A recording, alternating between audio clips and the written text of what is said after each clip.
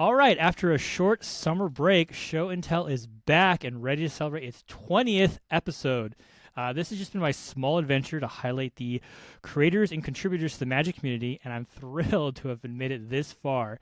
And what better way to celebrate 20 episodes with the Queen of Magic Cosplay herself, Zbexx. Zbexx, thank you so much for joining me today. Hey, thanks for having me on the show. I'm so excited to be here. As am I, and gosh, we have so much fun stuff to talk about. So, Zbex, I kind of, it's not really funny, it's kind of lame, but anyways, I like to joke like the best place to start is the beginning. So, why don't you talk to me about what got you into Magic and when you started playing? I got into Magic around M11, which was the set before the OG Innistrad, or excuse me, M12 in 2011, because they Okay. are like cars like that. The years are off. Oh yeah. And I played with my partner, and I just wanted to kick their butt. So that's when I went to my first pre-release event and started learning how to play. And then I really enjoyed Magic a lot, and I was going to events, but I didn't understand the game completely. And I saw a picture of Liliana of the Veil on the game store window, and I was like, I want to dress like her. So that's how I went to my first pro tour, was in costume, because I couldn't ask what was going on in the battlefield right next to the person's game. So that's why I bridged and started dressing up. I didn't even know it was called cosplay back then. Really? So your start in cosplay coincided with your start in playing Magic? Yeah, basically at the same time. They're only a few months off of each other. Wow. Okay, that's pretty cool. And yeah, Liliana, it's kind of one of your iconic looks too. I would say. I mean, we'll definitely get into your cosplay because I say that I was making a list and I was like writing things down. I was like, oh yeah, and then this, and then like I was walking back to doing something. I was like, oh wait, I forgot like three other ones that I'm a big. So that's pretty funny. So okay, so I mean, I've been playing Magic probably since Urza's Light, and I still don't understand how the game works. So don't feel it's it's very easy to be like, how does this work? How does that work? I Well, I still definitely know how to play now, so That's good. I still haven't figured. We just the Lord of the Rings set just came out. I'm still just like, how does the ring work? The ring it tempts you, and it just goes through, and you pick a ring bearer, and it's it's so good. yeah. I'm gonna go on a tangent, which is fun, but I'm a huge Lord of the Rings fan, so like the set has just been like so awesome to see, and like the art has been so amazing, and just like the gameplay has been so fun, and it's just I just want all the cards, and it's very expensive, and I don't care. I just want them. Yeah, it's wild. um, cool. Okay, so OG Innistrad M12. So did you start? Were you playing somewhat pretty competitively then? Is that kind of how you when you first started out? Was that kind of a focus of yours, or is that just kind of what you were doing? Yeah, I definitely started off more competitively. So after I learned standard and draft during the Return to Ravnica block, I was getting confidence enough to start playing standard competitively. And my first experience ever playing modern was at a Pro Tour qualifier. Oh, wow. That was my intro. I just learned a deck in the car, talked about the sideboard on a 2 hour drive, and was like, all right, let's play. I understand how cards work. And then I didn't really love modern, so I got into legacy, and I would then go to Grand Prix and compete in the main event and make a new cosplay for each Grand Prix that I went to. And I made a couple of day twos as well. Wow. Yeah, excuse me. I don't think people realize a lot of times, like creators like yourself, aside from being a cosplayer and like playing Magic, like you're probably very good at the game in a way that people don't realize. Like I think it's easy to conflate like, oh, like they go on, they play on streams, but you guys like are really good. Like I watch some of these games. I see you a lot on tournament grounds, decked out a lot. With like Yes. veggie and I watch the gameplay. I'm like, oh, these play. I'm very impressed at the quality of play. I don't think people realize just how good a lot of you play because I mean, like a lot of us, like you've been playing a long time and you've played a lot of Magic, and I think that kind of gets overlooked a lot with creators, like how good they are at the game. They may not be may not be grinding like the professional circuit per se, but like a lot of them have played a lot of Magic and a lot of high stakes scenarios. Thank you. Yes, I love doing the new sets and limited because sealed and draft, if you are good at card evaluation and if you've played long enough, you just know things and are able to recognize power and toughness and card strength within a set. Yeah. I am not good at card evaluation. That is why I am not good at draft. So that's why I stay away from those formats. I'm just like, I don't know. This is a cool card. This is I think the extent of my competitive experiences, I played a one Friday Night Magic for the original Ravnica block, which was fun, and I got destroyed. I tried to make a Golgari deck, and what was I can't remember the Golgari mechanic. It was like you could sacrifice a creature, and then you got +1/+1 counters or something. I don't know. Mm-hmm. I was bad. I was texting my friend. I don't even like it. Gosh, I'm gonna date myself. I don't think texting goes around. I was asking my friend about like strategies. He's like, yeah, it was a bread, bombs, removal, evasion, something Yep. and something, and I guess that might be still a thing. I don't know. I am You not. can still use it if you don't know it. Bombs, removal, evasion, aggressive, and duds are the rest. Okay, I can tell you how much I recalled it because I couldn't remember past the first three letters. I'm glad someone clarified that for me. I always go, yeah, bread, and then the A and the D or thing. So It's not a bad rule of thumb. Like if you see a really bomby creature, oftentimes that's going to be good. Maybe you want a removal spell for that bomby creature someone else might have opened, but it's more fun to play bigger, splashy stuff. And if you don't know and you get to that far, then it's really fun. yeah, well, that's cool. Yeah, I think. Voice cracked. That's haven't done that in a long time. I think for a lot of people, there is, you cut their teeth on like limited and sealed and all that kind of good stuff. But for a lot of people today, and maybe you can kind of speak to this as well. Commander, I think probably is. I would probably guess you're probably most played format. Is that fair to say? I think it's fair to say Commander is the most played format with a combination of the pandemic forcing people to play over spell table and establish that, and it is more of a multiplayer game, so you're able to play with more people. Mm-hmm. You can do it in that casual setting over a kitchen table, where a tournament you really need more than 8 people. Like 8 people is a tournament, but it'd be better if you have a little bit more, and congregating that many people these days is just more difficult. So Commander's popular for a lot of different reasons, also because it's just really fun. Yeah. Do you recall your introduction to Commander? Well, my very first time playing Magic was with a Commander deck, but that was way back, like before I even went to the pre-release. That was more of a very, very casual format back then. Okay. So I really would only play Commander once a year when I'd go to those Grand Prix. If I didn't like date two, I'd play Commander on Sunday, like one game. Like, so my Commander experience didn't really start until the pandemic with Spell Table. Okay. And yeah, I had no problem building decks and having fun with it, but I like building a theme deck so that it's not boring and not the same thing that I've built 1,000 times for other people working at a shop. Yeah. No. I think one of your popular. I'm aware of is you have a Mario Kart themed deck. Is that correct? That's Yeah, I have a Mario Kart 64 theme deck. the pinnacle of Mario Kart. I shouldn't say that. It's the only one I've played, and it peaked at the It's first the one. greatest. Yeah, I mean you can't. I feel like anyone. There's a lot of. I'm sure there are a lot of good Mario Karts, but you can't beat that original. That was it was revolutionary. What's the commander for that Mario Kart 64 theme deck? It's Kenrith, the Returned King, because he Okay. represents King Bowser, and all 8 playable characters have a creature as well as a track for all 16 tracks, and the plane of the person whose name matches their track matches the plane that they're from. So like King Bowser, he has the command tower from the Throne of Eldraine Brawl decks because it has that first art that had like a purple lightning bolt with the orange Ah. behind it. Okay, Yep. that's really cool. Gosh, It all matches.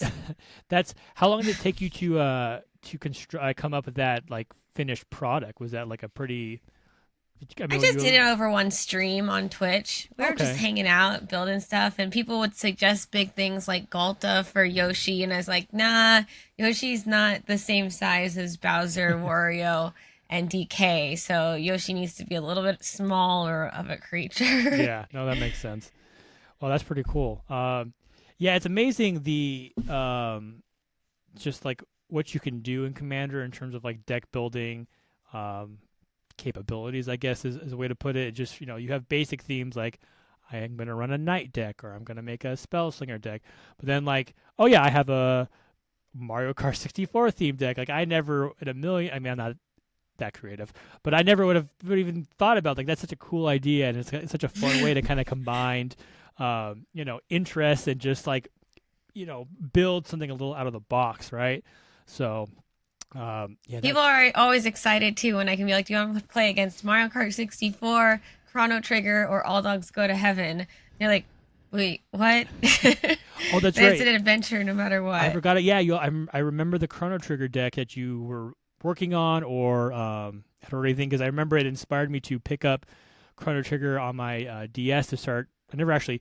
This is going to be a admission. I'm almost embarrassed to say is I never actually finished Chrono Trigger. Um, Well, as long as you played it. yeah, I didn't actually. So I beat Chrono Cross. Like I didn't have Chrono Trigger on when I had my like when the Super Nintendo was out, and then like I Yeah, played Chrono Cross first, and that's then I funny. went back and like started playing Chrono Trigger. And I don't know. I know a lot of people like. I think it's almost better that I played Chrono Cross first because a lot of people like Really? think. Well, a lot of people think it's not as good as Chrono Trigger, which is probably not. But since I played that one first and then going back to Chrono Trigger, I didn't have that kind of like jaded view of the game. So I love I Chrono don't think Cross you though. could ever get jaded with Chrono Trigger. Yeah, no, I'm just the fact that I got to play that one after Chrono Cross meant like okay, like yes, Chrono Cross may have not felt as good playing it after Chrono Trigger, but I That's think true. they were both pretty. They're both pretty. I mean, I think Chrono Trigger is a superior game, but I definitely did enjoy Chrono Cross when I went through it. So very epic kind of story and all that kind of good stuff. So um, cool. Yeah, I mean, Commander is it's just one of those things like you kind of see it everywhere. And kind of to your point, I think it really exploded over the pandemic when people were kind of stuck inside and like thank God for I guess Spell Table. They talk about right place at the right time for having that accessibility because I wonder, you wonder in like a parallel world like what Magic would look like had Spell Table not existed. Would people be playing as much Commander? Would they have done? Because I can imagine you could probably set up like 1v1 games fairly. You could probably do it over Discord. Like there'd be ways to do like a Discord call like that I know people did previous to Spell Table existing. Yeah, But the overlay feature of being able to click on cards and yeah, read them instead of being like, wait, what card did you play? And like there's still a little bit of that, yeah, but it's a lot better. yeah, for It sure. definitely helped a lot. Yeah. Um, and aside from Commander, I think you're also a pretty regular Legacy player. Is that correct? Yes, Legacy is the best format. I've definitely heard you say that. So talk to me about so as someone who knows that Legacy is a format, and that's probably the extent of my Legacy knowledge. Talk to me about Legacy. Like, do you have a particular deck you play in Legacy? Is there what's the maybe not with the meta like what do you like about Legacy and like what do you play in Legacy?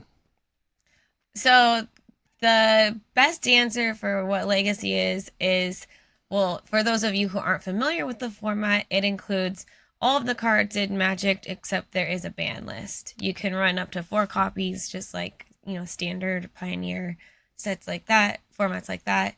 But Black Lotus is not legal. It's not Vintage. Vintage has a different ban list that allows some of the more higher powered Power 9 cards.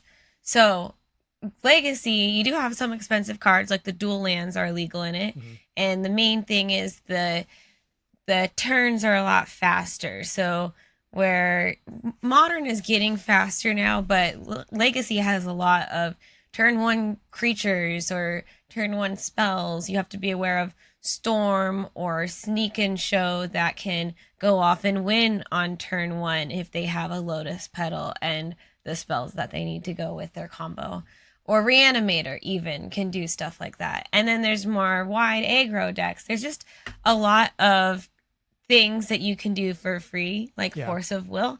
You can exile it and counter a spell if you pay 1 life and exile another blue card uh, to cast Force of Will. So I love that, like, you have a good hand to deal with some stuff, and maybe you've got your combo or you've got some good aggro pieces, whatever you're setting up to do, or control pieces, and then you see how the hand goes, and then sometimes it's really clear who's the winner, and sometimes you both just stall out and you're top decking, and I just think it's very exciting and fun, and you kind of have a pretty good idea of what deck you're playing against on turn one or two. Like, you can narrow it pretty down fast. Like, if someone plays a basic mountain and a city of traders, they're probably on like mono red prison or mono red sneak, or maybe they have another color. But it's just really cool to know all these decks that have been around for time, and you can add new cards into it. Yeah. But every once in a while, new cards break in. So Has Legacy seen? So I know with like Modern has had some. I don't know if growing pains is the right word, but like with sets like Modern Horizons and Modern Horizons 2 with kind of direct to modern cards, do those sort of sets has Legacy seen a shakeup in the meta with those kind of printings as well in the way that Modern has, or is it a little more stable? I know the biggest I guess complaint people have with these kind of what's the term, non-rotating format kind of decks. Eternal. There you go. Eternal formats is when you have a set like Modern Horizons or Modern Horizons 2, is all of a sudden your Eternal format, your deck is now essentially rotated out.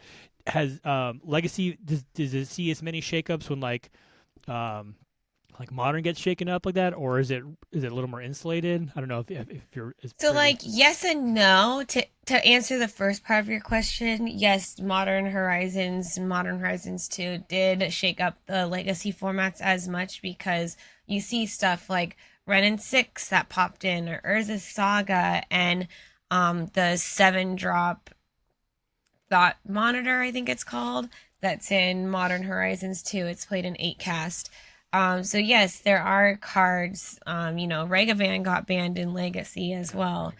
Things like that. Expressive Iteration got banned in Legacy as well. So there are those products that do affect Legacy, yes. However, you could be Mr.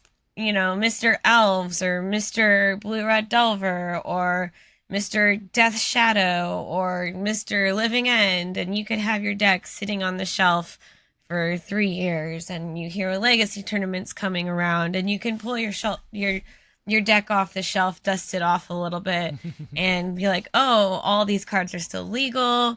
Like, I've still got my win. There might be some more cards you need to know about, like Force of Negation. Now there's essentially kind of another Force of Will going around. It does help to know if your deck has more weaknesses now, or a new card that makes your deck really synergistic. Like, some people were putting the new 4-color Atraxa into Sneak and Show.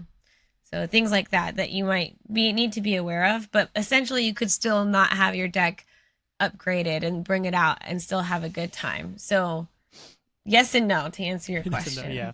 What's tough? I mean, like, it's kind of, but more so than Modern. Like, a Modern decks just get nuked out of nowhere, I feel like. Yeah, it feels like the closer you get to I mean, yeah, they're definitely having some growing pains, I think, with Modern, and how it's not as eternal as I think a lot of people would like it to be. But it's yeah, I mean, it's got to be a balancing act, right? Because you're going to print new cards and new sets, so you think inevitably there'll be something that someone will find a way to break, and especially in an eternal format, there's just so many ways you can do stuff. But you still got to make new cards, right? So I guess it's just the power levels. How do you balance that? And it's I think it's one of the times since people will find a card all of a sudden, some random like bulk rare out of nowhere becomes like the new hot whatever, and then you're having like, oh, well, we didn't expect. I mean, what was the, I guess maybe Eldraine is probably not the best example of like testing in sets, but like Oko, the big thing they were talking about Oko, like no one thought they'd be using the elk ability proactive or aggressively or defense. I know it was either defensively or aggressively, and it's just like, oh, and then all of a sudden that was talk about a format warping card. So Yeah, there are so many good cards in Eldraine too. Yeah. Like the Veil of not Veil of Summer. I'm thinking of Once Upon a Time, The Great Henge. Yeah. Yeah. Yeah, lots Royal of Scions was even a combo in some decks for a while with like Phoenix and stuff. Oh yeah, Phoenix. Yeah, Phoenix is a cool card. I like that card. Phoenix felt like one of those, and not that I know, not that I can speak on this, but it felt like one of those like clever, like the strategy was fair, but like strong. Like it didn't, like if you got Phoenixed out, you didn't feel like some random like, oh, this did a bunch of whatever. It was like, oh no, I see it, and like, yep, that was it's like a good strong way to present a deck, and like sometimes you have it and sometimes you don't. Brazen Borrower, that's played in Legacy. Oh yeah, Brazen Power. Gosh, yep. No, Mystical Dispute was also an Eldraine card. That card still gives me nightmares. Bone Crusher Giant. Oh yeah, Bone Crusher Giant. Gosh, what I don't even know. So many good things. So yeah, that was a Sir Conrad. Oh yeah, that was that is a good card. And then an uncommon, just 5 mana like so good Graveyard Shenanigan Knight. Yeah, that's yeah, there were a lot of good cards in that set. I'm excited that we're going back there. Me too. I'm actually a big fan. I think my favorite creature type is our knights. So I'm always looking for more knights to. Actually, they just had the commander deck with the new knight face commander, which I was pretty excited about. Getting more. Not my favorite colors for knight. The Rohan, the red, white, and blue. Yeah. Riders of Rohan. Yeah. I'm excited about the Lord of the Rings stuff. There's so many cool decks I want to build. Any particular commanders from Lord of the Rings you're looking to build or excited to build? I did build a Lord of the Rings deck already. I built Gladriel Gift Giver, which is the mono green Gladriel that you can only get from the 2-player intro deck. So, wow. Okay. I know, right? So I've got my list up if you want to see it on Moxfield, and I've got it's whenever she enters the battlefield or attacks, you may put a +1/+1 counter on another creature, create a food token, or create a treasure token. Oh. So I have all sorts of gift themed cards like Generous Patron, for example, or maybe I'll put a +1/+1 counter on your creature so that I can draw a card.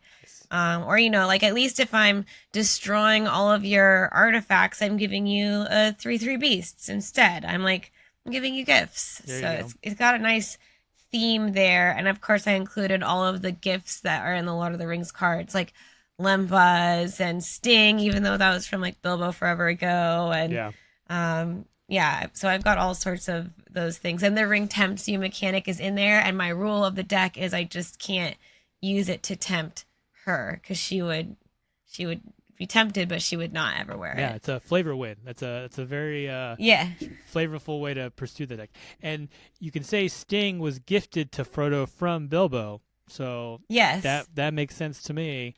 He gave him Sting and he gave him the Mithril coat, and pretty sure it was Yeah, and I have to get the Mithril coat. I haven't opened that yet, so that'll probably go in the deck list too. But there you go. I think I pulled one. I opened a box yesterday, and I pulled one of those cards. Pretty cool. It's like I don't know if it's better, but it reminds me a lot of Dark Steel Plate. I think. Yeah. So it's but I think it's got flash too. It's probably a little better, a little more expensive. It's pretty good. Yeah, and the File of Gladriel is pretty good. Yeah. It lets you draw an extra if you have no cards in hand, and the One Ring is really good too. I opened that in a draft. Oh, nice. And yeah, pack one, pick one, easy. Yeah. And yeah, it goes really well because it's just card draw in any color. Yeah. Put it in your deck. Yeah, I didn't. Gosh, that was one of the things I didn't pull a ring from my box. I was very sad. And actually, I don't think my box was very good in retrospect. Thinking about what I pulled, I was like, didn't pull a whole lot of great cards. Now, it's just you pull a box and it's always random. So I'll go back and buy all the singles I want. But I was hoping for at least like one. So looking for, I just wanted one Gandalf, the white, and maybe one ring, one ring. But Yeah. whatever. Just buy singles. Should have done that. Well, I like buying a box. I like having just that like stack. You know It what I is mean? nice to open a box. Yeah, it's fun. It's just cracking a bunch of packs at one time and like seeing what you get. There's the dopamine rush that really gets me through the day sometimes. So Yeah, cracking packs. cracking packs. All right. So obviously, big Magic player. Been playing Magic for 2000, almost over 10 years now. But I think in a lot of ways, people probably know you more for your cosplays. Being the Queen of MTG Cosplay in a lot of ways. I'm gonna, like I said, I was making a list. I have a Kalia, I have a Veraska, I have a Sarah, the Sarah Benevolent Planeswalker inspired cosplay. I have a I think the Scott Fisher Force of Will inspired cosplay. I have a Elspeth, Rebecca Guay inspired cosplay, which I think is super cool. I think I was super impressed how fast you put that together and how it's you, right? I mean, that card is basically like she must have been floating around Magic Twitter because there's no way you look at that card and go, that's Zbexx, right? She was like, that was the inspiration because, it's just on top of like I had forgotten you have Liliana. I mean, just cosplay upon cosplay upon cosplay.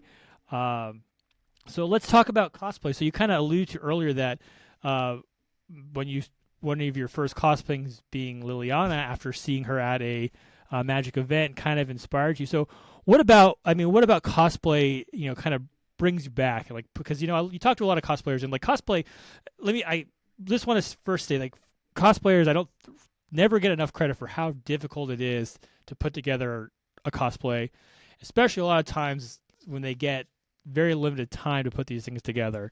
I can only imagine, your Veraska cosplay you've been wearing to a lot of the Magic Con events, is phenomenal, and it's so Thank you. yeah, it's so involved, and I don't think you had a ton of time to really like work on it. Like you're talking about the con. I think it was the con crunch. A lot of times is the kind of phrase. Yes. So I'm always my hats off for always respect cosplayers because their work is always phenomenal, and they just I don't think people really realize the amount of work that goes into it. So what drew you saw Liliana, like what about her, like, oh, I want to dress up like her, and then what kind of like what did that awaken in you in terms of like the cosplay sort of world? Well, it's pretty cool. Just gave me confidence to go to more events and use my costuming skills in a way that was, related to magic. So, and then I found other characters that I related more to, like some of my early ones were Nylea, God of the Hunt, Restoration Angel, uh, Nahiri, the Lithomancer, Carrie Ziv, Skyship Raider. So there was a lot of early ones that I just really liked how the card functioned. That inspired me to want to cosplay those cards. Yeah, that's just 10 Magic cosplays, but didn't even touch on I've seen you do a Black Canary cosplay. You've done I can't remember her name, but we were just talking about Chrono Trigger, the Ayla from Chrono Trigger. Just cosplays upon cosplays upon cosplays. You mentioned about your costuming experience. Did you have a background in costuming before getting into cosplay, or was that something that developed? So my mom sewed and taught me how to sew growing up and had her own sewing business. And I knew how to sew from a young age. So I never have done it in a professional sense, working for anybody except for myself. Mm-hmm. And I had made costumes for performing and dance recitals, competitions, different performances. So I had experience making, stage worthy costumes. So it was just making the con floor a different type of stage. Very cool. Yeah, Yeah. I think it's fair to say you're pretty nerdy. I think that's most of us, and I mean, that's just kind of it, Yes, which is, I I mean, accept. yeah, good, yeah, and that's great. I preach in the choir here, right? And so being able to, I guess, kind of combine those two worlds was probably a pretty fun. Uh, I don't know, maybe revelation. Like, oh yeah, I can kind of do this thing, and like, you strike me as someone. Well, you don't strike me. I know because we've kind of talked. You're very uh, gregarious, like you're very like very outgoing and like exciting, so fun to be around. So I feel like you really like get into character when you kind of do these things. Like, and I feel like it's like the combination of like the costume and then the role playing aspect is something that you seem to really, at least looks like you really enjoy it as well. Is that fair to say? That's true. I definitely like to bring out the character actor side of things. I've always had a background in dance as well as theater, so being extra animated and knowing the lines that the cards say, whether it's from the flavor texture of the card or from MTG Arena's little sound tags that come through, I like bringing that to life whenever I'm dressed in cosplay because it's just makes it more fun. I think that's really what kind of sets apart a lot of cosplayers, and you kind of really embrace the role. Um, Yeah, not everybody does it, and that's okay. You don't yeah, have to. It's just something that I like to do. yeah, I think it's definitely a fun like dimension. My wife did some cosplay when we first started dating, and I dabbled, and like I couldn't, I had a Doctor, the 11th Doctor cosplay. Yeah. So like I'm actually it's funny because I'm really excited for the Doctor Who cards that are coming out because I'm like, oh, maybe I can like wear my 11th Doctor cosplay to a convention because it technically would fit in now because that's going to be part of the you know. Yes. Um, Yes, you can. so that's good because I have it's. Here's a side story. My parents went to Scotland because my dad's side were Scottish, and they asked me, "Oh, do you want do you want us to get you anything?" I was like, "Can you go and get me the Harris tweed jacket that the 11th Doctor has?" Just kind of as a joke, but like also kind of serious. And they apparently went to a bunch of Harris tweed places. They were just like, "Do you have the 11th Doctor jacket?" Like just that's what they asked, and I Oh, have it. Like wow. I have like the like legitimate yeah, Cool. so I'm like, oh, this is sweet. Like now I gotta actually like wear it somewhere. Uh, and I was thinking about, especially with all the Lord of the Rings stuff. Like you see a lot of Lord of the Rings cosplays now at Magic events because like, oh, that makes sense because they're Magic cards.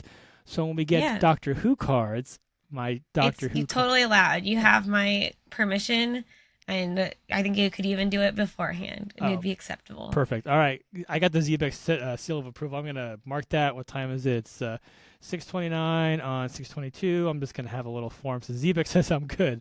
That's good enough for me. And sorry, Gavin, you're not the only Doctor Who guy now. No, Gavin's great. So that's all. Okay, so that's super cool. Like as someone, and I can kind of relate in a little bit. Talk about you talk about your history about being in theater and dance, and then kind of combining that aspect with your interest in magic and cosplay. I have a background in photography, and we've I like one of my biggest things about going to magic is taking photos of people. I like to do portraits. We've done a few portraits together. Don't want to say portraits. You've let me take some photos of you on the con floors of your awesome cosplays. And like for me, that's like a way I enjoy like combining my two sort of hobbies to like you know the bridging Yeah, and of last work. time you brought your cool LED light.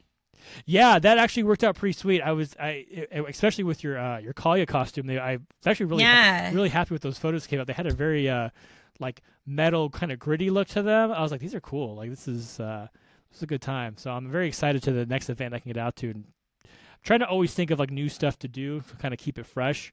Um, might just bring the light again because they didn't get a ton of time at that I like show. that you can change the LED settings on it for whatever character you might encounter. Yeah, that was it was a good kind of test run because it'd be cool to do a series of like you change like the colors to like if if there was like a lily, can imagine if if you're doing your Veraska doing like a green like a greenish tint and like finding a lot of the these big Magic Con events they have like cosplay layers and there's like there's the Teferi is doing a blue like light for a Teferi and just kind of doing Yeah. a series of like colors and whatever and you know fun stuff. It's very interesting and I think it's a very cool kind of look to do. So that'll be maybe a project for my next venture out into a con. So let's talk about you did theater. You said you did some theater and dance when you were younger. Is that? Yeah, I danced since I was 3 until I was 17, Oh wow. and I did some theater in middle school and high school. Was in some plays, Oh, very cool. musicals. Oh yeah, Yeah. that's awesome. My wife's really into musicals, so I always kind of anytime people talk about theater and stuff, I always like to ask because my wife would be like, oh yeah, like what were they in? What musicals do they like? So Oh, I love oh, musicals. what's your favorite musical?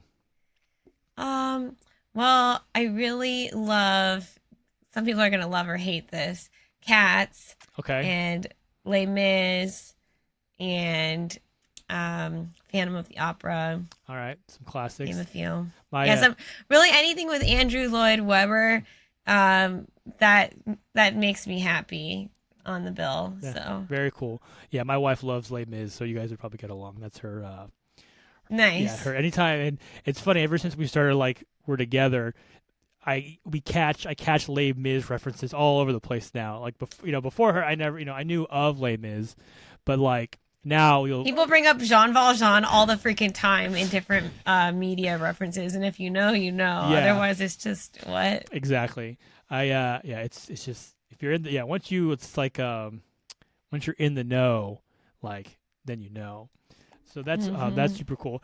And the dancing does not surprise me because I'd probably say one of I mean you're a star everywhere, but your TikToks, huge TikTok following, big TikToker.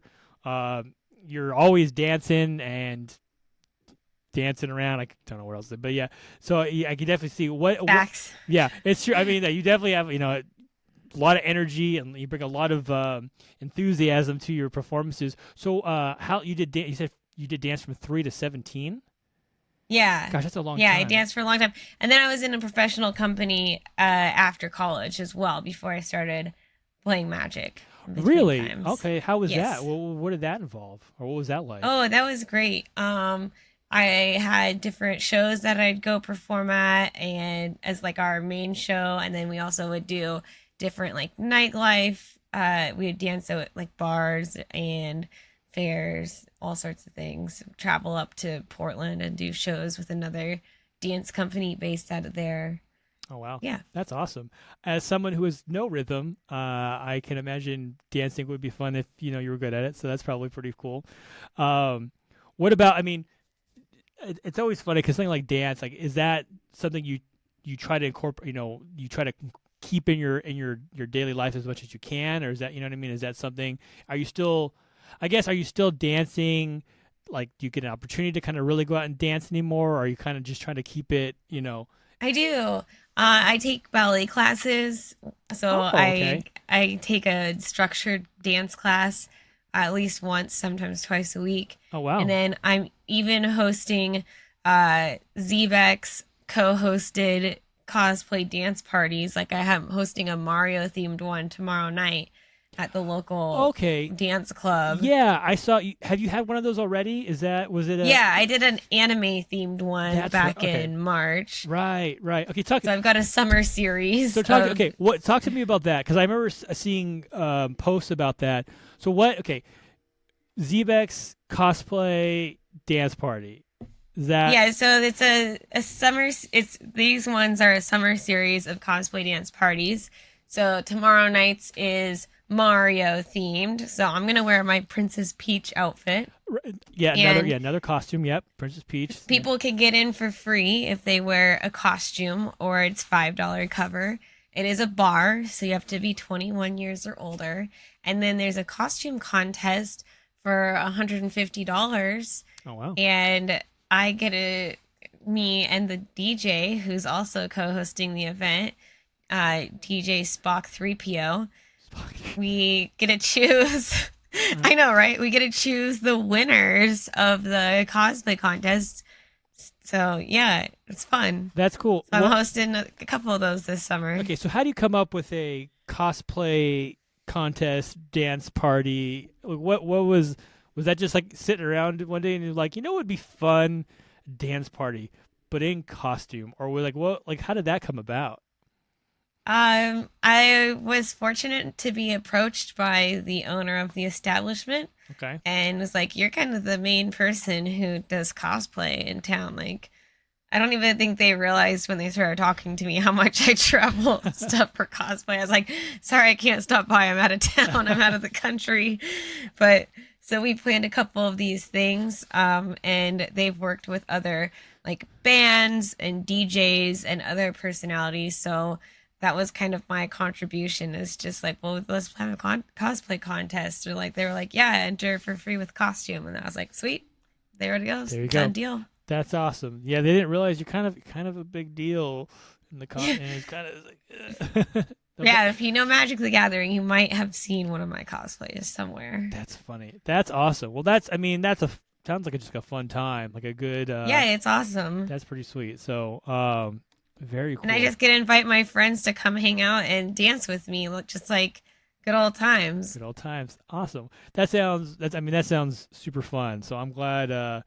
Seems to be going well too. Seems like a fun time, and any I guess any chance you any opportunity you can to combining interests, right? Is cosplay and Yeah. dance. Like there you go. Too funny. That's very cool. Um, so what? Here's an interesting. Just a question I had before we kind of move on is what would you say in terms of like? Well, I have two questions. First question is when you go to like create a new like how do you decide like when you want to make a new costume? Do you have like a process, or is it like you maybe like you see a new character or a new card that inspires you? Like what's it? What triggers you to like create a new cosplay? I guess is my kind of first question. Well, I've done a lot of cosplays recently that have been fan requests, or a Mhm. lot of people say, like, you look like her. So if it's a blonde character, that automatically gets points in my book because then I don't have to wear a wig. Yeah. So I like that. I'm not going to lie. Yeah. So, some things like, oh, the secret lair deck Sarah, it looks like you. That was like a pretty easy one to go with. And I had materials that matched the stuff laying around from scraps from other cosplays. So I was like, let's go. That's great. Yeah. Other times, like Force of Will, I love the card Force of Will. And it was actually seeing Scott M. Fisher's time lapse of painting it in real time. He posted a time lapse. Okay. It was beautiful, sped up and everything, and just the way the water splashed on it and the fire. And I really love casting Force of Will and Legacy. I was like, wow, that's a piece of art. And so I wanted to do the costume then. And I've already kind of been known for doing some instant sorceries before, like Serum Visions. And it had been a while since I'd done an instance or sorcery, and I kind of knew I wanted to do Force of Will, but like there's an artist who had recently done one who's not so popular with the Magic community, so I didn't want to do that one. Yeah. So I was like, oh great, I even love the Scott M. Fisher one. People told me too. They're like, oh, you look like her already. I'm like, sweet. So that helps a lot if I Yeah. have. I'm not gonna lie. If there's similarities physically, as definitely with the hair, that I do not like wearing wigs. I do it, but I do not enjoy it. Oh, I'm sure they get hot and itchy and are not comfortable and yeah. I just don't like elastic bands around my head. You won't see me wearing headbands very Mm. often. So I used to wear a headband when I played basketball, so I kind of understand. yeah, like, are they going to be able to see the video? The Your podcast? oh yeah, yes, this will be a Yeah, video. like I don't even wear over. I wear shocks because they go behind the head. Like I can't Oh, even yeah. stand headphones. Yeah, I'm not about that. Yeah, it's yeah, I used to wear them because I would well, gross. I would sweat a lot in my hair. I get this like tough, Yeah. and they would just whatever. But it gets long period of time. It hurts. It gets you a headache. It's not comfortable. So, um, Yeah. yeah, I can imagine as a cosplayer if they have the same kind of look at as you already, it probably cuts down a lot of extra work you have to do. It's like, oh yeah, long blonde hair, like done, I'm in. So, too Yep. funny. What and maybe it's wearing wigs. What would you say is like kind of the hardest part of I know building a cosplay or creating a new cosplay? Is it just settling on the cosplay itself? Is there like a particular like procedural thing when you build a cosplay you're like, oh, I have to go do this thing again? As like someone who like has a basic understanding sometimes of how things sort of work? Is there like a particular process in building a costume that you're really just like, I don't want to do this, but I'm going to do it, sort of thing? Yeah, and this is going to be like the best piece of advice at the same time. The hardest part for me is just starting. Starting. Like, Yes. I might Okay. have a bunch of ideas in my head, and like, I kind of know, like, this is how I'm going to pattern the weird spiky pieces that come off Vraska. And like, this is how I'm going to do the bodysuit, and things are going to stick to it. And but then, like, I also had to lay out the pattern pieces exactly how I wanted them, and all of that stuff where it just kind of takes time to, and like you're thinking about all the ways that you're going to do all of these things that are unrealistic in Earth world, but in Planeswalker world, or whatever, you know, character you're looking at, in their world, it's totally possible to have random floating things around you, or a scorpion tail Yeah. for legs, So sometimes the hardest part for me is just starting, because once I start doing stuff, then I'm like, okay, I have like, for Vraska, I started with the easiest part. I started with the gauntlets Uh, and the shoulder pieces, and I was like, cool, those are done. Now I'm gonna do the bodysuit. I'm like, sweet, that's done. Then did hit a little bit of a wall because I came to a part where I needed to like do the patterning for all of that, and that was just like kind of again starting a new part of the process. yeah. And I also got a preview card for Necro Skeeto at that time. So I conveniently stopped, switched gears, then came back to it after I'd had time to marinate on it. But the best thing you can do is just start, because then you'll start realizing what you need to do differently. Or maybe, it'll work right the first time. Or if it doesn't, that's okay, because that happens. Yeah. I think in a lot of creative endeavors, as someone who has a lot of ideas, just doesn't do them, starting is the hardest part, because usually when you once you get going, you kind of hit that zone, hopefully, you kind of get Yeah. into it. But yeah, you talk that if you don't mind, I'm sure I can find one. If you have a picture, again, this will be on YouTube. If I could I'll pop up a picture of you in your Vraska outfit, because again, I'm gonna hear what's gonna hopefully something pops up Yeah, I there. can send you All right, one. perfect. Yeah, okay. So just gonna be like, uh, but just I mean, I look at the hair. I guess the hair you'd call it, the Medusa coils. Like, just looking Yeah. at that alone, I'm like, gosh, I don't even. My go-to is always, is that PVC pipe? Is that a bunch of piping, or I build everything in a pipe in my head. But what was I'm just curious, like, how did you do the styling of the headpiece?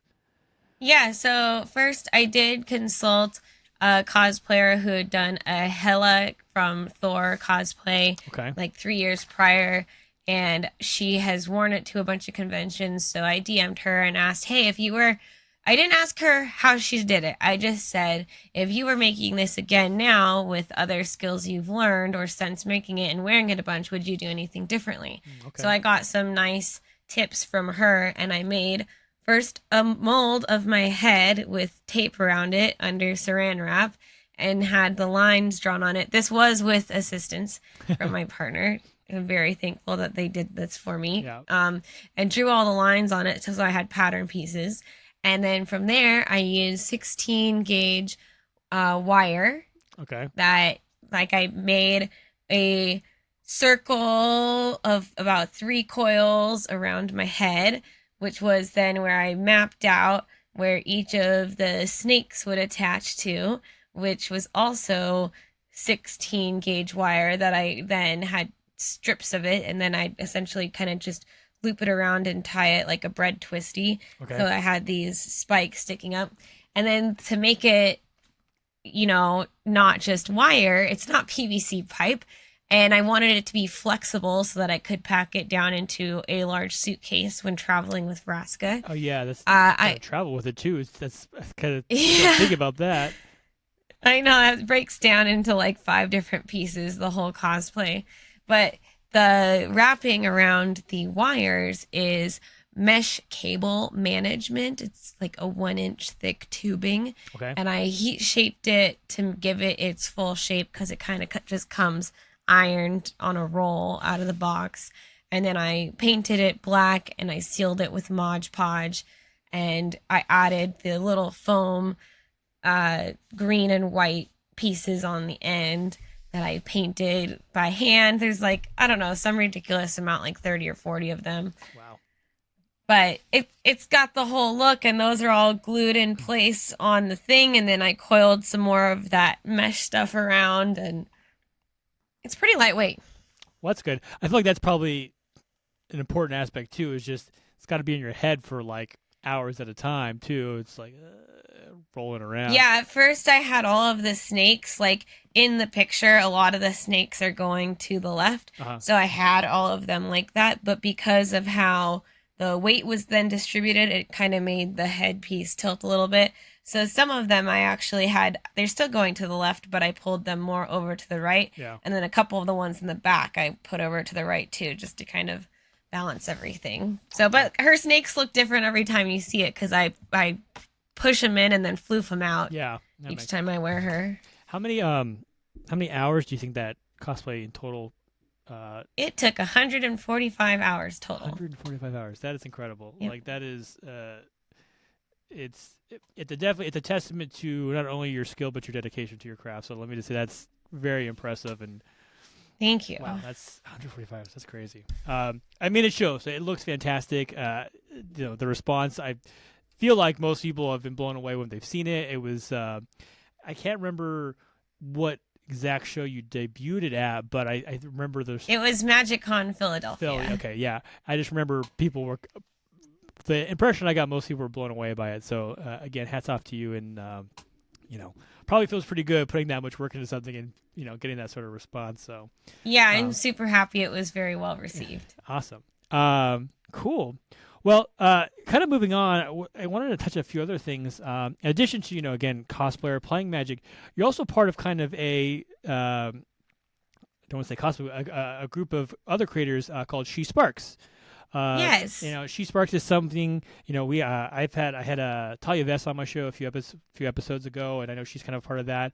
I know it's kind of a little bit of a collective group of just kind of cosplayers and friends and associates have come together. But why don't you tell me what She Sparks is, what you guys are kind of looking to do, and all that kind of good stuff. Sure. So She Sparks is a movement to encourage more faces in gaming like mine, whether it's a female, non-binary, any marginalized group. We want to collaborate with and provide safe spaces and really encourage representation to increase through the collaborations that we're making and at the spaces that we're holding at events and online. Yeah, very cool. For me, I've been a big fan of you guys and your mission. I talk a lot about community building on this show a lot, so I think there's what you're all looking to do. I think it's very important in not just like the Magic space, but there's a lot of unfortunate gatekeeping that kind of gets associated with nerdy hobbies sometimes.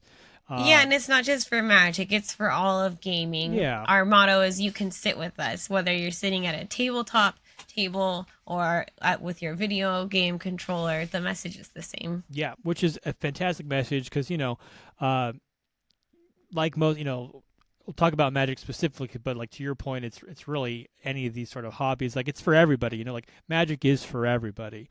And we definitely should be encouraging people to sit down and play with us. Like it's can be scary if you are in a quote unquote out group or you're looking in and you're kind of like, when you don't see people maybe that look like you or are not they're not inviting, it's very easy to just kind of, turn away or not kind of engage. And I think,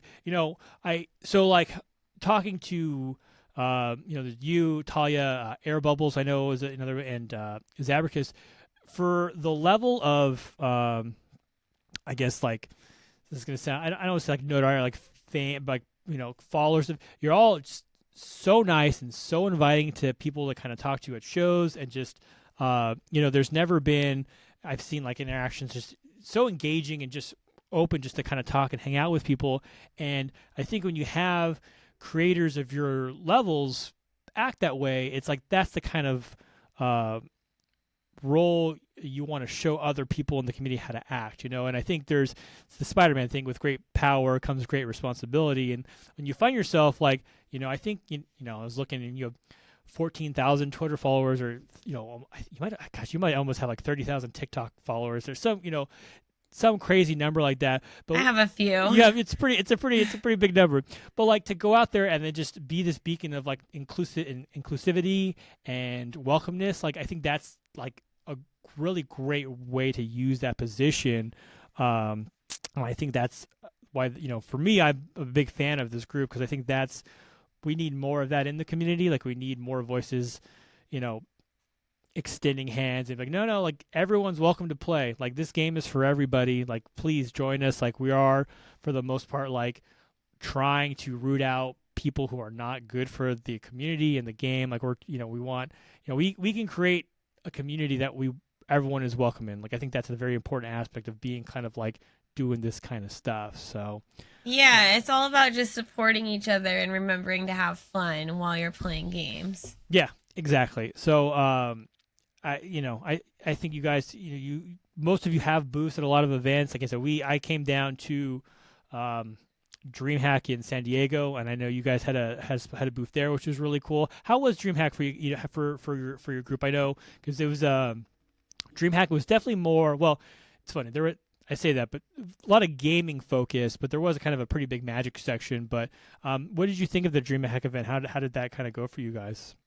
DreamHack's really cool. They've given us a really nice booth space on the main exhibit hall floor. So we get to meet a lot of people that play other games beside Magic. Mm-hmm. And we get to be an introductory. We are usually nearby Magic kids. So we get to kind of share each other's missions and really be an introduction and a landing ground, especially if you haven't found the tournament, which in San Diego was up the escalators and to the right, where if you weren't necessarily looking for it, maybe you wouldn't stop at it. So yeah, DreamHack's cool. Yeah, it was a little. I mean, I was a little overwhelmed when I first walked in, because I didn't know what to expect, and I was just like, "Holy cow, this is!" It was pretty awesome. I was like, I was very impressed with the event itself. So, and like I said, it was cool getting to see your booth and kind of take some photos of you and stuff, which is always a good time. So, yeah. So She Sparks. I think you guys have a Twitter. I'll link all that below. Awesome. Thank you. Look at them. Do you have any? I know you kind of all do individual events. Is there is there a next event coming up that you're all going to be at, or is it going to, I guess the kind of next big Magic, well, it's Barcelona, and then there's Vegas. If there's any kind of big events where you're going to have like a booth or anything coming up? I don't know the next event that we're having our booth at. We just had another booth at DreamHack Dallas, but I assume that we will all be attending Magic Con Vegas. She Sparks probably won't have a booth there, but we'll probably all, do something for the event. So makes sense. And then we'll make an announcement soon for what our next one is. Very cool. Awesome. Yeah, I'll link you guys' Twitter so people can kind of follow along and keep an eye out for events you'll all be at. And I highly encourage anyone who's interested, go talk to them, say hi, get a game in if you can, because it's fun. It's a fun time. Definitely fun people to hang out with. Heck yes. So, and it kind of in a similar vein, and the timing couldn't be better, I guess, for this announcement is today. You actually just announced you are one of the new Magic the Gathering ambassadors, which is, I think, a new program they're kind of rolling out. They've kind of plucked a lot of the gosh, I don't even know how to. They've picked such a wide swath of people to kind of be a part of it, which is awesome. Like, I think so far, like, just seeing what they've been doing with the program looks fantastic. I don't know if it's kind of, I think for a lot of people, it kind of came out of nowhere, and a lot. Well, for the people who weren't, didn't know it was coming. So it's been kind of a lot of questions about the program itself, but I don't know exactly what you know or what you can talk about, but. What can you share about becoming an ambassador? Like what your goals or what the hope is for that kind of going forward?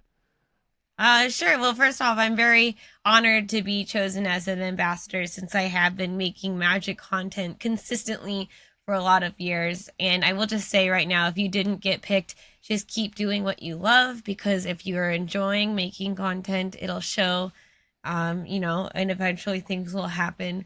But the cool thing about being an MTG ambassador is I'm going to get a look at some products, I'll get news, hopefully a little bit early to be able to share with you, my community. And I always love doing different giveaways on my channel. So who knows, you might see something that I might have gotten from them in one of my giveaways pop up somewhere.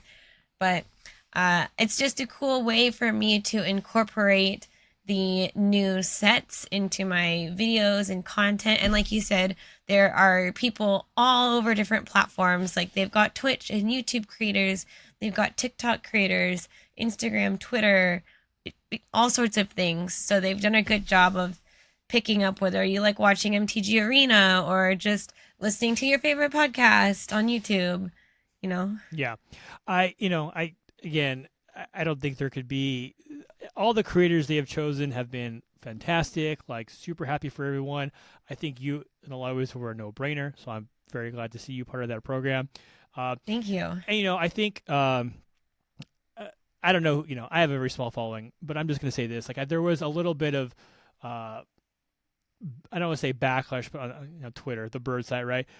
Listen, there are plenty of people out there who do a lot of great work, and there are plenty of views, there are plenty of things for everyone. Like a rising tide, I think I tweeted that, a rising tide lifts all ships. Like the people they chose to be ambassadors are all fantastic people. This is a good thing for the community on the whole. The fact that Wizards is even looking to create a sanctioned ambassador program with established creators, I think is a great step for Wizards in bridging the gap between them and the community. So if you were someone who was like, oh, like it's just, you got to keep working, and like I don't think the creator business is one you can, jealousy is not a good look on people, and it's just not, that stuff carries over, and I don't think you can look at this and like see it as a bad thing. I think for when I started kind of seeing what they were doing, like, no, this is the stuff I think Wizards should be doing more of. I think they should be reaching out to people in the community to kind of help bridge kind of gaps in terms of like the this sort of like communication line, all that kind of good stuff. So I think this is a fantastic program. I look forward to seeing, and again, the people, like I said, the people they've been choosing have been so fantastic. And it's like, yes, this is the kind of stuff, like, I'm very excited. I'm excited for you. I'm excited to see like what happens and what you guys do. And I think it's a really cool program, and I'm very stoked to kind of see what, how it works. Yeah.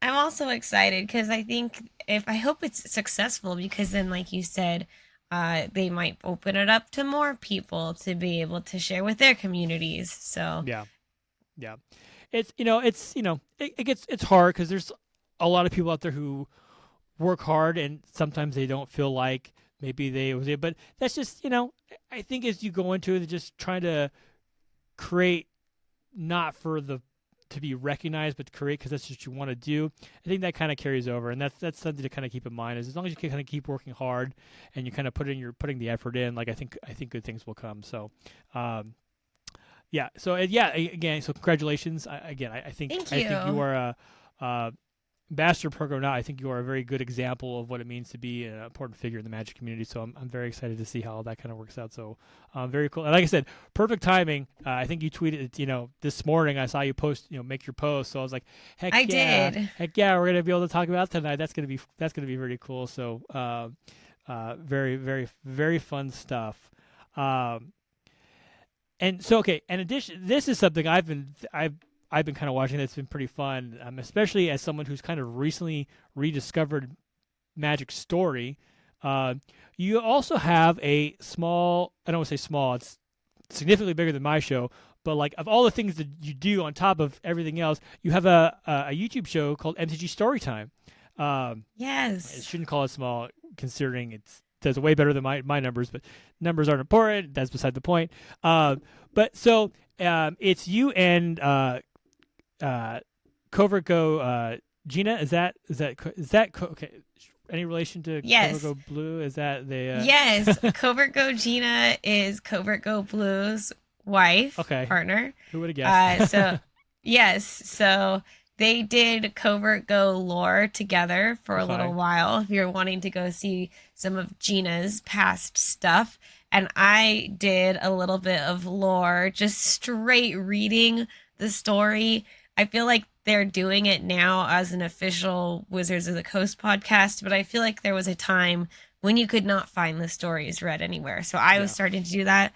But sometimes looking at your numbers is okay because those videos did not do very well. And that's okay because then it gave me some time to refocus. And then when I met up, I had not met Covert Go Gina before MagicCon Philadelphia. I had dined several times with Covert Go Blue, Mhm. friends with him, and he's like, "You're gonna love my wife," and I'm like, "Okay." Then we met, and we indeed really hit it off. And I found out about the Covert Go lore that they used to do, and I was like, "Hey, I've been trying to do this, but it's not really working." So then we combined our ideas together and have this fun.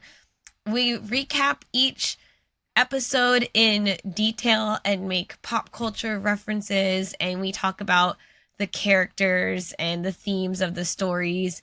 And so I'd say reading each episode takes about an hour to an hour and a half, depending on how long they are. Mhm. So, by all means, if you still want to go read the episodes, you should.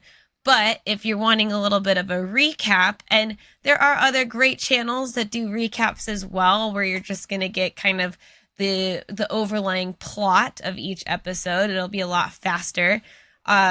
Ours is a little bit more detailed. So each episode is 15 minutes on YouTube, roughly 15 to 20 minutes. Mhm. So you're getting a lot more about what happened in each episode for a short amount of time. So our first season covering the March of the Machine story, both the first 10 chapters and the two aftermath chapters, Mhm. I believe is about 3 or 4 hours in total with each of those 15-minute segments. Oh wow, that's pretty solid runtime. I mean, 50, 20 minute recaps because I mean those stories were um, not super long, but they had some girth to them, I guess. But what was I mean? So did you just kind of you guys started talking like, hey, look, what if we did this? Was that kind of the just you hit it off and it was like, hey, let's make some content together? Was that kind of the Yeah, I mean, it was something where we were both genuinely excited about the story, and we both kind of tried to record content before, but we were both at a wall. And so Gina messaged me when asking, like, "Hey, I think the story's going to be out soon." And then I was like, "Yeah, actually, here's the dates." And we both followed through. And so she does a great job of doing a lot of the storytelling and really narrating it and skipping us through parts. And then I like to throw in some of the pop culture references or reactions, how what I was thinking as I was reading it, you as the reader. Also some historical references, like if you didn't know who Jaya was, sometimes we'll throw in a little bit, not like a ton of back history, just like, oh, we know this person from this. So, yeah. you know, easy stuff. Yeah, I mean they're fun. They're a good like. I've been putting them on at work as like have them on in the background as I'm doing stuff, like listening to things. Because it's not necessarily something you have to like watch, per se. Yeah, you can totally just listen to it, have it on a different screen in the background. Yeah, It's family friendly, so if your kids are in the room, we're not cussing up a storm.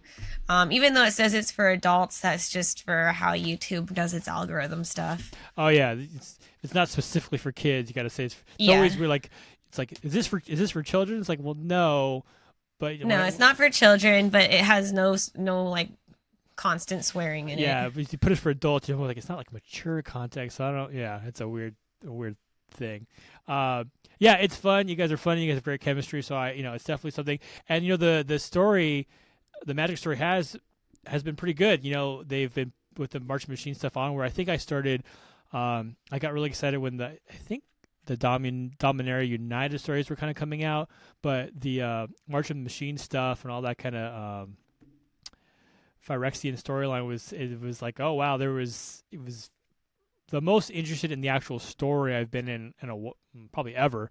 I guess They did a really good job. yeah, Yeah. and it's definitely, and I hope they continue. I feel like that's one of those things where they kind of like they do story stuff for a while, and then they kind of, I think, kind of your point, like, oh, where is it? How do you find it? I hope they continue to kind of make an emphasis on the story as they kind of go forward, because I think it's a very underrated aspect of the game. I guess sometimes, I think they will. I think it seemed like it went well, and I think the only reason we don't have a story right now is because of the Lord of the Rings IP. So Yeah, that'd be funny if they just posted a link to the books. Like, here's the story. It's just the Fellowship of the Ring. ta-da! It's like, oh, we did a whole trilogy of books. Like, here you go. I was like, oh wow. Got him. Yeah. Too funny. Okay, that's so. Yeah, I'll definitely link that below. Go and check out the stories. Again, great. Just kind of if you want something to put on, magic related in the background, definitely good work. Ambient YouTube video work. Audio to kind of put on. So I definitely a fan. So I look forward to hopefully, like I said, hopefully they keep putting out more story, and hopefully you guys keep making. Oh, Keep we making more videos. definitely will. Yeah, and you can Awesome. hear it on YouTube and podcast apps as well. Perfect. I'll definitely link all that stuff below. And kind of last thing, I kind of wanted to bring up, in addition to all of your Magic stuff, all of your cosplay, you also work at a card shop. Just Yes. living the dream for a lot of people. Like, is it? I'm trying to remember. Is it your parent? Is your family card shop? Is that correct? It's a family-owned game store. Family Yep, so game my store. family owns it, and I do a lot of Magic stuff there. I build a lot of Magic decks for people, both Commander and Standard and Pioneer and Modern. And I do a lot of the Pokemon cards that we do there. Okay. So we've got tons of stuff from the old school, like Jungle, Fossil, first and second base set, and all the way to like the black and white era and the new stuff, the V Max and the V Stars. And then we do Yu-Gi-Oh as well as Dungeons and Dragons for RPGs and the other TCG. So yeah, we do all sorts of tabletop games at my shop, and it's a lot of fun. And when I'm building decks for other people, I get to see different cards and get ideas for something to write in my new theme deck. Like if I see something, I have a little notepad on my phone. I'll just write it down so I know later. Oh, I need to go add that card to this deck. Yeah. So, Is it now? Are you like is that like a job? Like, do you work there like part time, full time? yeah, I do. I get paid to work there. That's crazy. I don't know. Like I'm just like I don't know how you have the time. It feels like you're always doing so much stuff. But that's gosh, I would love to own a card like a game store. That sounds like such a cool thing to you know what I mean? Like, oh yeah, I have Yeah, it's a great job.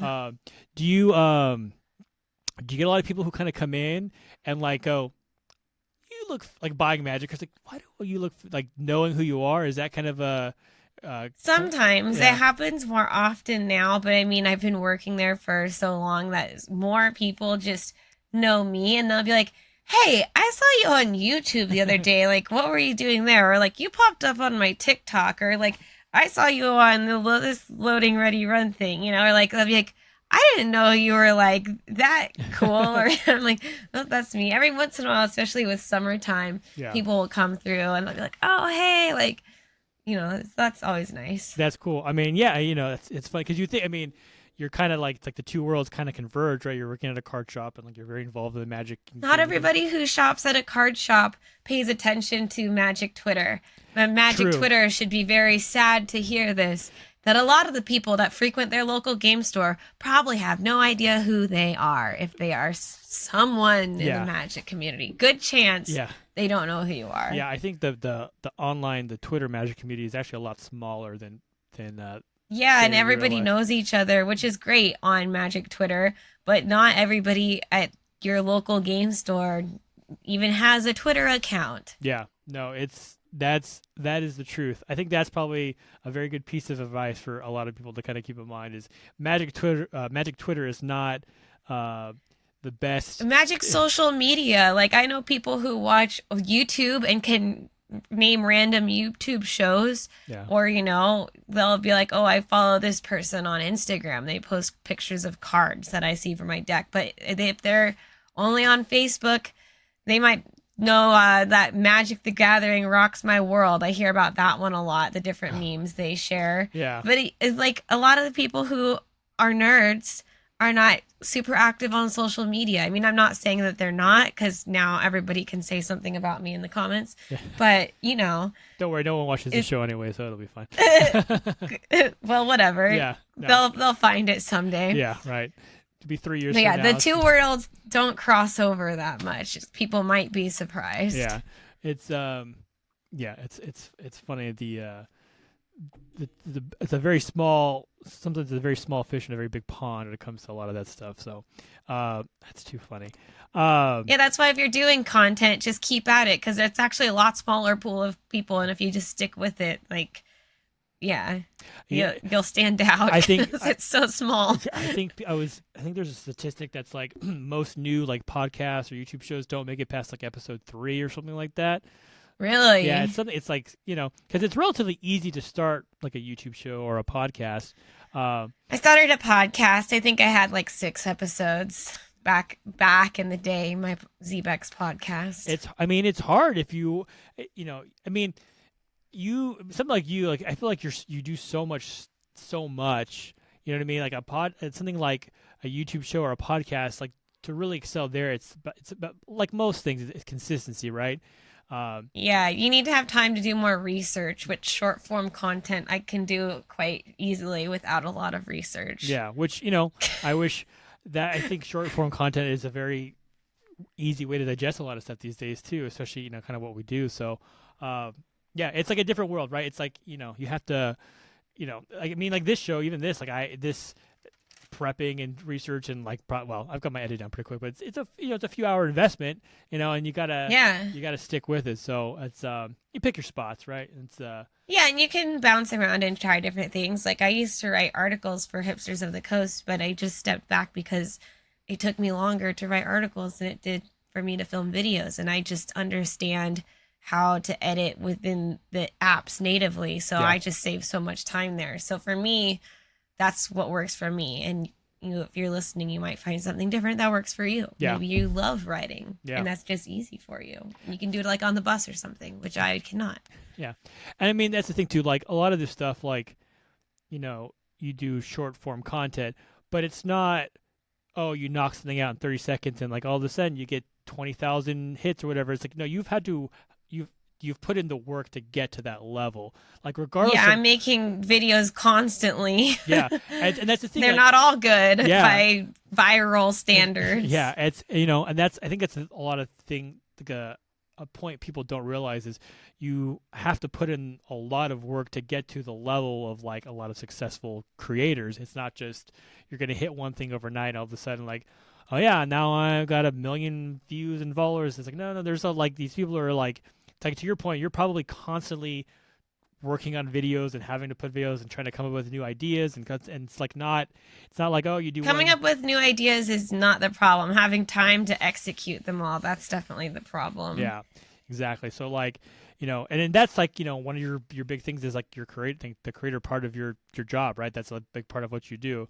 For someone like me, like, I do this as like a passion project, which is fine. For me, it works out. Like, if 10 people watch this, and hopefully more than 10 watches, like, I'm not going to be like, oh no, like, because I have a normal 9 to 5 that I like doing, but I do this for, I don't expect anything out of this. I don't expect, oh, my 50 subscribers, why am I not getting a Magic preview card with, I have 50, there's you got to work for these things. And I don't think people, a lot of times, they look at creators, they don't understand the amount of heart, like the blood, sweat, and tears that kind of go in to get to these levels of, where you get selected to be, an MTG ambassador. Like, you've earned that spot. Like, that wasn't given to you. Like, you've earned that. I know. I just think thank you. Yeah, I just think it's an important point. Sometimes people like really don't. You got to put the work in, I think, is really what I'm just trying to get at. So, yeah, and with things like preview cards, it was a goal of mine to have a preview card back when I started, but it was a goal. It wasn't like this must happen in order to measure my success. Yeah. Like, the way that you approach things, like, if you write things down that you would like to accomplish, then you can write other things down of how you might get to accomplish that goal. And I think goal setting is a more important way to look at things than setting benchmarks, because benchmarks add stress and pressure, and goals are something that you want to achieve and attain and realize, like, yeah, it might take putting some work in or figuring out something that doesn't work, and knowing, like, appreciating those 10 views or that one view, and realizing then if you do have growth to like 100 views, that is like 100 to 10% more than whatever your views were before, and just appreciating it. And if you're not having fun doing it and you're not accomplishing your goals, then you should look at why you're not having fun, and maybe if that's correlated. But yeah, that's a good point. Yeah, it's a good quote. I'm gonna try to turn that. If I remember, I'll turn that into a YouTube short, and that's a real way to get to. Yes. Okay, Zbexx, I don't want to take up too much of your time. You've been a pleasure to talk to. I have to talk about Eleanor, Thanks, though. Drew. Your dog. Yeah. Eleanor is part of my favorite part of any time I see anything you post. I'm always looking for Eleanor settings. Talk to me about Eleanor. I'm a big dog person. Eleanor is Eleanor is a beagle. She is currently 7 years old. I will send you a picture so you can yes, pop please. it up Yeah. on screen. Yes, please. She does do different cosplays, like most recently at the Lord of the Rings pre-release. She was cosplaying as one of the Fellowship. We like to say Frodo Baggins because she is a hobbit. She has furs on her feet, and she likes first and second breakfasts. Oh, yes. Like beagles do. They're very food motivated. But she had her green bandana and a little green elven brooch. So she's very, very cute. She loves going to the park and going on walks around downtown and seeing what street food she can scavenge. Like, there's always pizza crusts and random half-eaten peanut butter jelly sandwiches and stuff that she'll try to find that people litter because places suck sometimes. Yeah. But then it's all about like playing Frogger with the leash and seeing them before she does to shorten it and go around them. But she's a great dog, and she loves hanging out and being around people playing games, and she works at the shop and she greets people at the door. She's just a really great dog. She seems like a great dog. We are always pro dog on this podcast. Any pet. I'm not gonna, I like cats a lot too, but I get deathly allergic and like my eyes water, and I'm like coughing and choking, and I'll be kidding. I was like, I love you so much, but it's. I grew up with a cat. I never knew that I was gonna be more of a dog person in my adult years because I always thought of myself as a cat person. I'm not allergic to either, but dogs just have that man's best friend companionship level, where cats, yeah, you can leave them alone when you're on vacation with just like some food and water and they'll be okay with their litter box, but they also have that attitude, like their time is when they choose to give it to you. Yeah. And dogs just don't mind a scratch behind the ears anytime. No, not at all.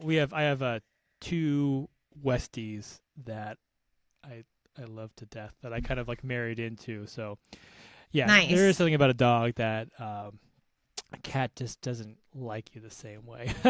So, too funny. Yeah, Eleanor is the best. I always look for Eleanor in any of your videos, so keep up the Eleanor content as well. I like to feature her. She's great. Perfect.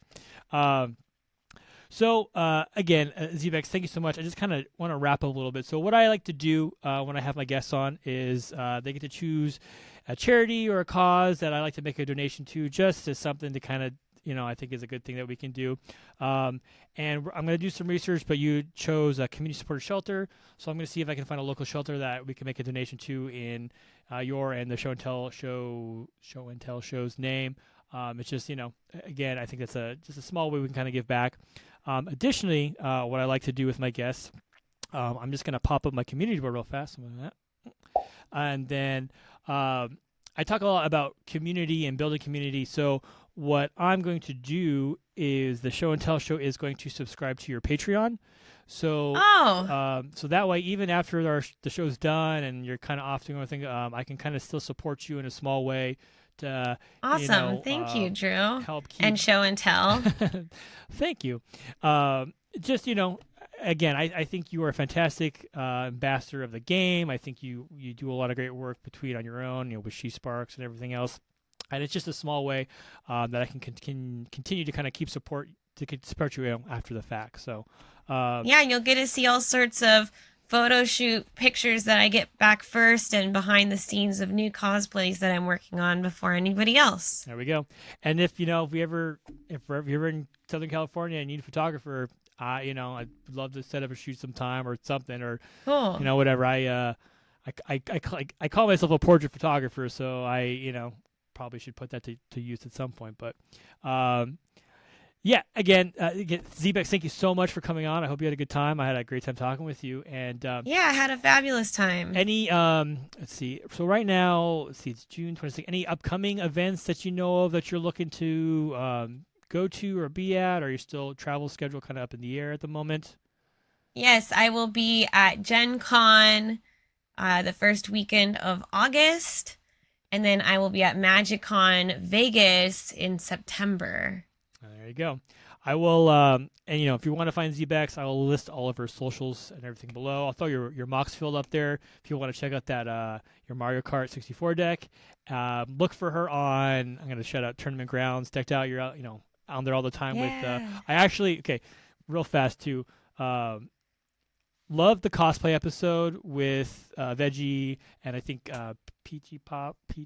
Yes. And Peachy Pop Peachy cosplay. and MTG, your girl, your styled Nissa cosplay for her was fantastic. I was like, oh wow, she looked. It was like, oh yeah, she could really pull off the Nissa cosplay. Like it was kind of the perfect look for her, I'd say. Her hair is perfect. She looked so good in it. It's my old Nissa World Waker cosplay, and then I did her hair and makeup, and she used Peachy Pop cosplay staff and the powers together. It just worked out so wonderfully. Yeah, but I have to say, my favorite was the Transformers episode when you busted out the glasses and no one knew you had. I was laughing. Like, I don't often laugh out loud by myself, but oh, she's got it was just like one of those things just out of nowhere. Like, yes, exactly. It was perfect. It was like the perfect, because they were just like, where did, like, they didn't know you had them. It was like they didn't. the perfect reveal, and I will link that episode below as well, just for that moment. Yeah, I had them next to the chair. They didn't see them because when they're not lit up, they're just super clear. So I don't think they saw them when I came in. And I had my water bottle in my hand, and I just set everything down by the chair. But Ratchet has the blue visor on, from the old comics to the new look in Transformers. Awesome. Yeah, that was, like I said, I was busting up laughing when you pulled those out. So that was awesome. I love that. So again, Zbexx, thank you so much for coming on. I guess if you're listening and you like the show and you want to subscribe, like whatever you do on the YouTube thing, feel free to do that. That's kind of a cool thing. I'm setting a goal, talking about goals, setting the goal to see if I can hit 100 subscribers before the end of the year. Halfway there, halfway subscriber goal. We'll see. I think I'm going to try to ride your coattails a little bit. You got a pretty big following. Maybe they'll bump my numbers. I think you can do it. I think I can. I believe in you. I think so too. I believe it. I believe in myself, which is not something I say very often, but I'm feeling optimistic this year. So okay, I'm gonna let you know my YouTube goal for the end of the year. I'm going for that 4,000 watch hours. I think they just changed it to 3,000, or my YouTube Studio app is broken, but I don't know. It used to be 4,000 watch hours and 1,000 subs in order to monetize, but I'm at like 680 watch hours right now. So I think I should be able to hit that by the end of the year. Those watch hours are tough, Yeah, but I do know. Let me tell you, do. All right. Well, I think we have set some realistic goals, and I look forward to celebrating next year with you when we hit both of them. So yeah, I can't wait to congratulate you even before the end of the year. See, that's why you are the best. All right, Zbexx, thank you. Thank you so much for coming on, and everyone, thanks for stopping by, and we'll talk to you soon.